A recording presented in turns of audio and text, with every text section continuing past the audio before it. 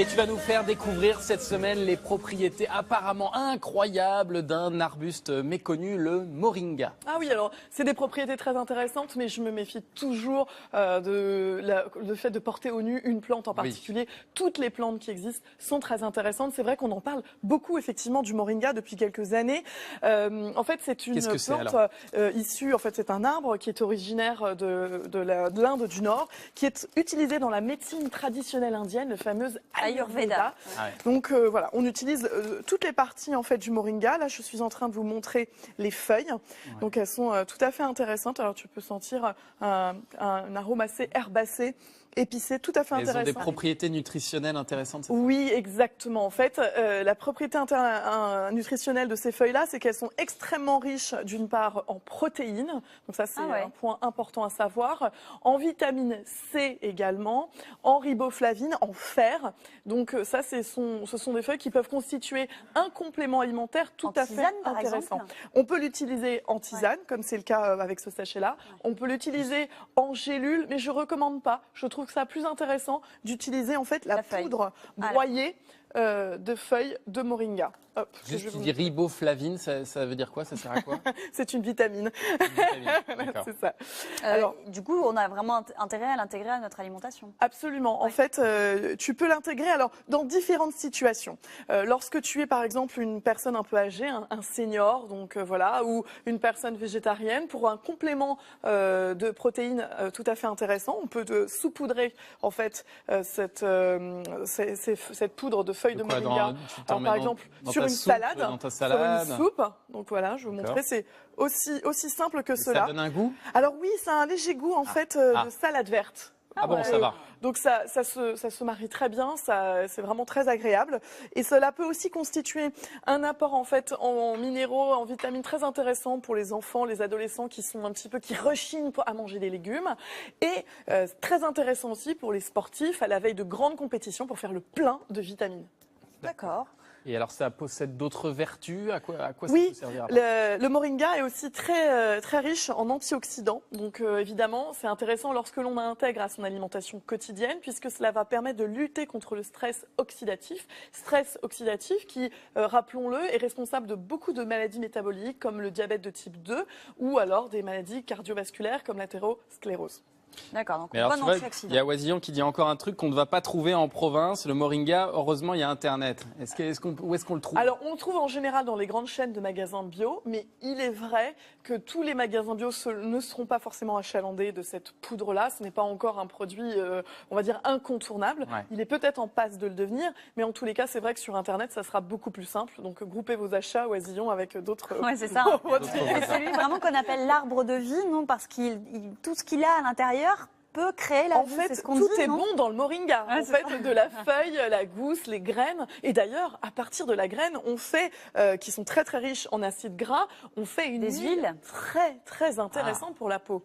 Alors, je vais vous montrer tout de suite. Vous allez voir, elle a une très jolie couleur olive. Et d'ailleurs, d'un point de vue chimique, elle a une composition qui s'apparente tout à fait à l'huile d'olive. Et ça a quel goût? Alors, ça a une senteur en fait légèrement noisette. D'accord. Donc, c'est vraiment très agréable. On peut, voilà. Ouais. Alors très riche. T'as pas l'air convaincu. C'est pour ça que je suis en train de dire, je le préfère en potion qu'en salade.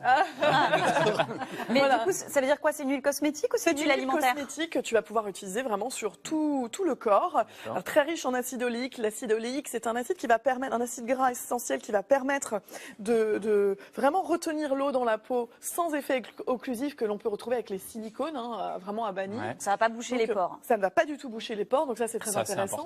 Et ce qui est vraiment remarquable avec une huile de moringa, c'est pour toutes les personnes qui souffrent d'eczéma, de psoriasis, d'irritation. Elle va vraiment avoir une action apaisante très très forte. Donc vraiment, c'est vraiment une huile que je vous recommande. Donc dès que vous avez la peau sensible, d'ailleurs un petit mélange, c'est ça, pour une huile spéciale. Alors effectivement, on peut faire une huile spéciale en irritation. Peau sèche. Donc peau sèche. Alors on utilise 100 ml d'huile de colza, d'accord, qu'on va mélanger à même quantité en huile de moringa.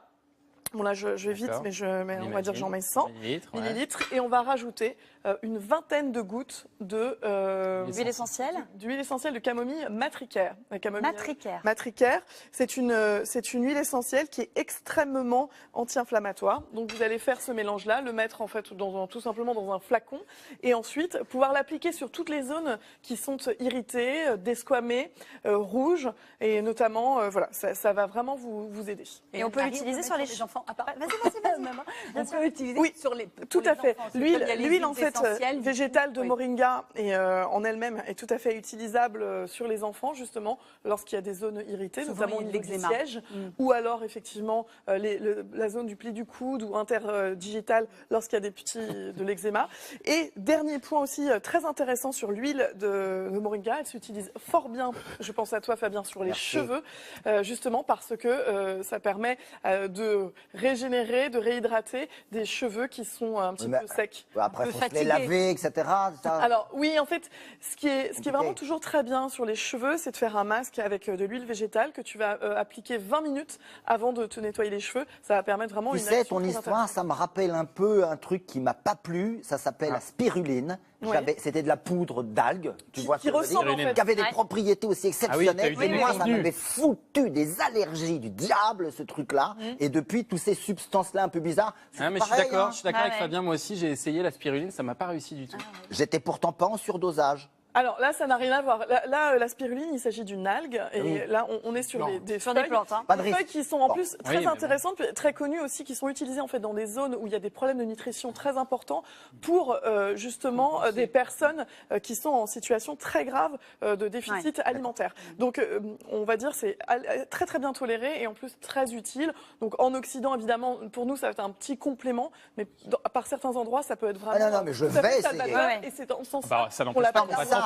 Parfois, ça a un mauvais goût, mais dans un yaourt bien sucré ou alors dans une soupe, c'est génial tous ces trucs-là. C'est un petit goût de salade. T'as raison, de toute façon, il faut tester parce que si tu supportes pas.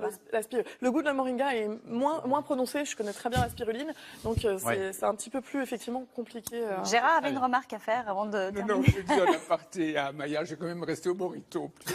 Voilà. T'as raison. C'est un choix.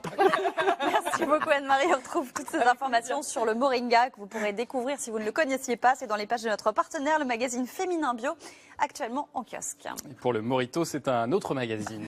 Merci Anne-Marie.